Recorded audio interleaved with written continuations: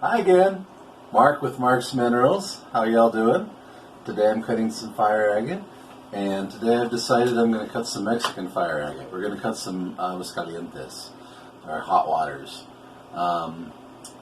It's one of my favorites because of the way the color layers are stacked. There was a lot of volcanic activity, led to a lot of interesting chemistry happening around the time, interesting geology, and the formations and deposits have some ridiculous color. So I have some ghosty blue and some other colors that are right on top, and I'm going to explain that to you in a second, and I'll show you what I'm doing. It is going to get loud. So one thing you're going to want to do is you're going to want to make sure you're wearing your mask. You're going to want to make sure I'm going to be wearing my visor. So I'm going to have my visor, my mask. Make sure you're taking care of yourself. Make sure you're stretching. When I say take a break, it's to stretch your eyes, your hands. Or you're going to wind up with carpal tunnel syndrome. It just won't be funny. It won't be fun anymore. Or funny. All right. So this is my little stash of personal cutters, my Aguascalientes. These are the ones that I preformed. I say I work like 5, 6, 7 stones at a time. And so some of them are really close to being done. I've already exposed a lot of the color. So that's what I've reached into. I picked one out at random, and that's what we're going to work with next. So thank you for watching. Again, to anyone who's got a question, please reach out to me at mark.ruiz.fireagate@gmail.com. So I'm going to suit up, and then we'll get back to cutting. Alright, so this is the piece that I picked out, and when I mean ghosty color, usually blue is going to be one of the colors that's going to be harder to achieve, harder to reach that blue.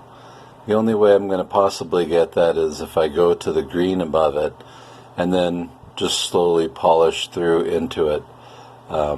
If I attempt to reach that color, I'm going to go right through it and then be at the end of the stone. And it happens to be the last color.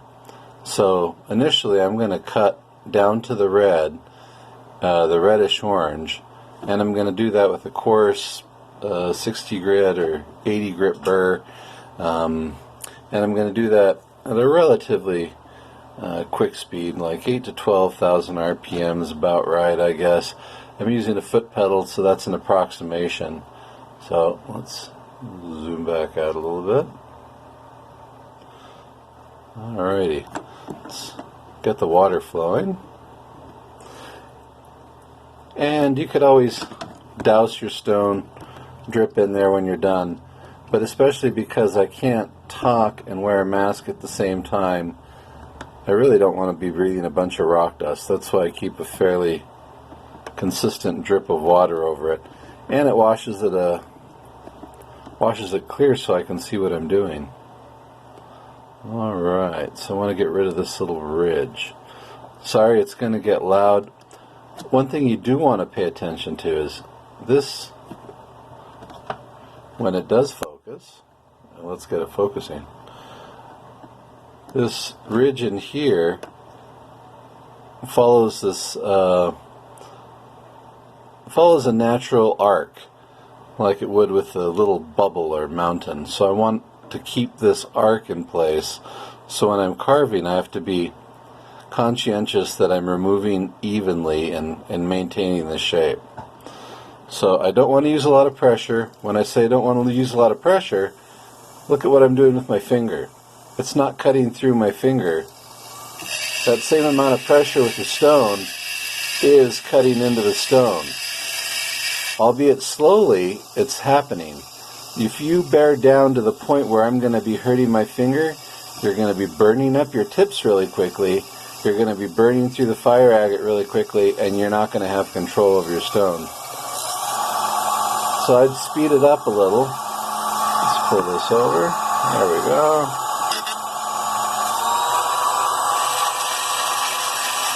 And I want to keep some motion. I want to keep that tip moving gently back and forth. I don't want to rest it in one spot for too long, because I don't want to burn a hole into the stone.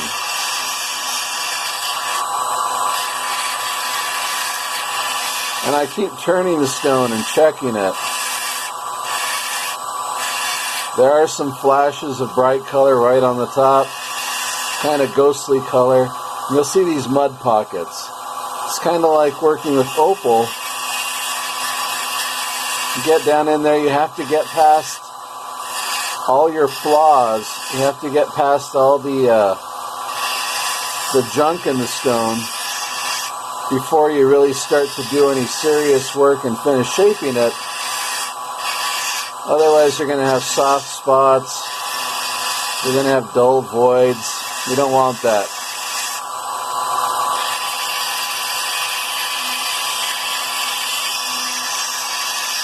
Some people ask, how long am I using the 60 grit or the 80 grit or the coarse?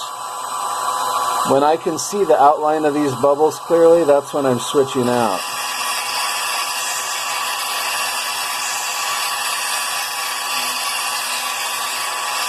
Don't forget, you can move the stone, you can move your bit, you can keep one or the other stationary.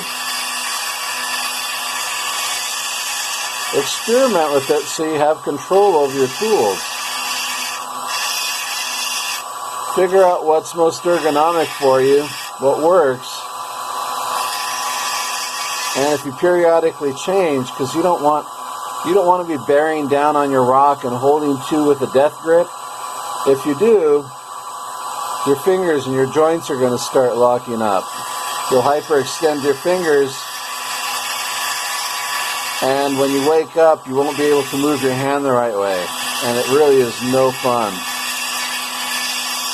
I speak from experience.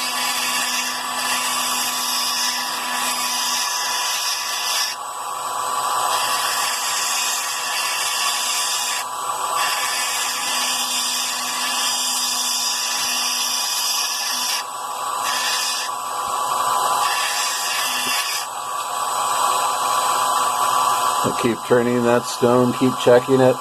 That blue and green is starting to show up a little more prominently.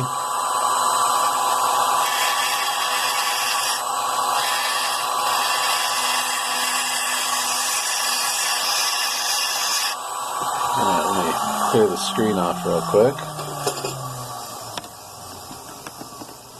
Nope. One more time. Okie dokie. And we can start to make out the outside of those bubbles, those lines. So I'm still going to use this. I'm not going to touch this part up here where it's starting to poke through. Oh, that's a really pretty flash. But I am going to come in here where it's still milky. And I'll slowly work down. And for this, I'm going to switch off the camera, and I am going to put on my visor, number 10 magnifier, and I'm going to get up close because I usually have to wear glasses or magnifiers when I get up close so I can see the detail. Alrighty, so I'll come back when I've got a little more work on the stone and we're a little bit closer into that bright color. Okie dokie. And so we come to the first false layer of color, and there's a little bit of purple in there, and there's some green. There is some nice color in that first layer, but let's see if I can demonstrate. It occurs on a shelf. It's a layer of color that doesn't extend to the edges.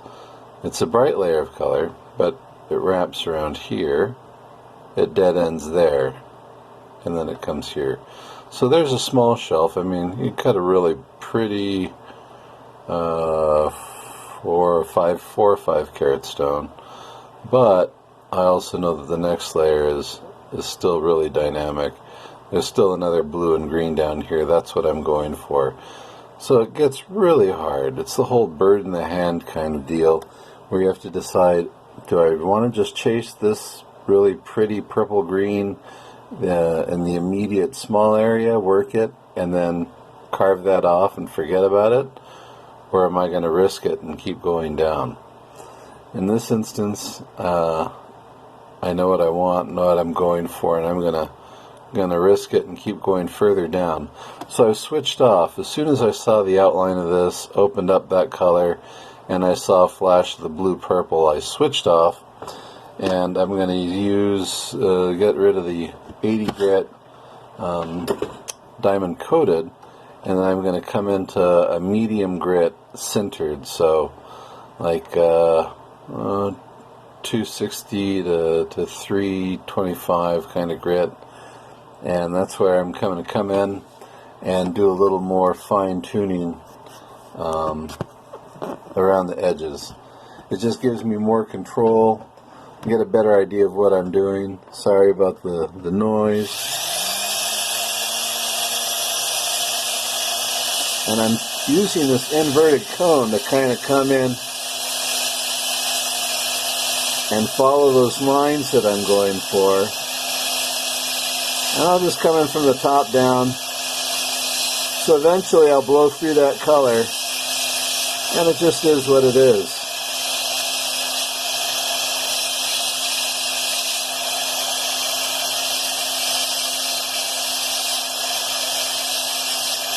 It is a good demonstration, though, to show you how the color will start to appear as I'm cutting. I want to carve into the deepest spots first, make my deep initial cuts, and then come around and clean up the edges, fill in the middles.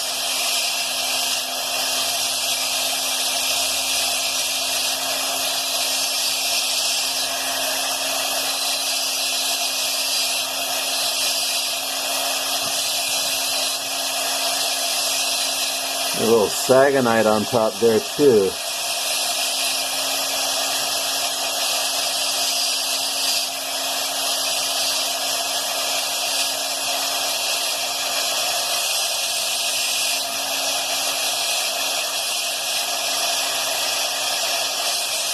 So you see how quickly this goes through, and I really am using just gentle pressure. At most, I'm using a ½ pound of pressure. Most of it is focused on keeping this bit steady, keeping this rock positioned where I want it, and to keep moving my work surface so I don't grind down too far in any one area without making it more uniform.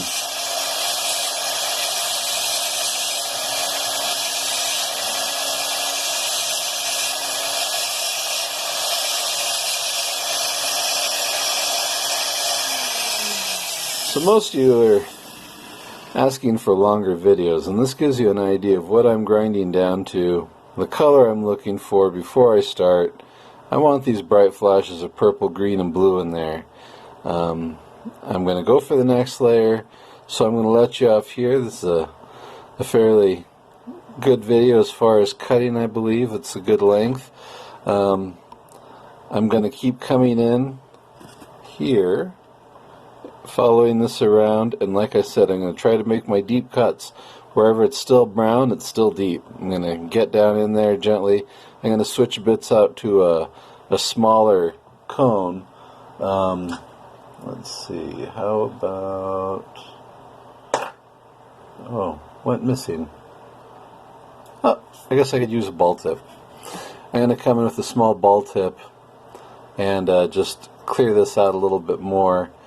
But once I'm done going past that color layer and into the next one, so let's get it focused again. There we go. I'll be back when I'm ready to polish this stone on a different video, but you'll be seeing it again. So thanks again for watching Mark's Minerals videos. Please click like and click subscribe. If you subscribe, you can see more of the content as it's released, and I'll be doing some giveaways in the future again, and I just appreciate everyone who's been so supportive. Thank you, and have a wonderful night. Take care.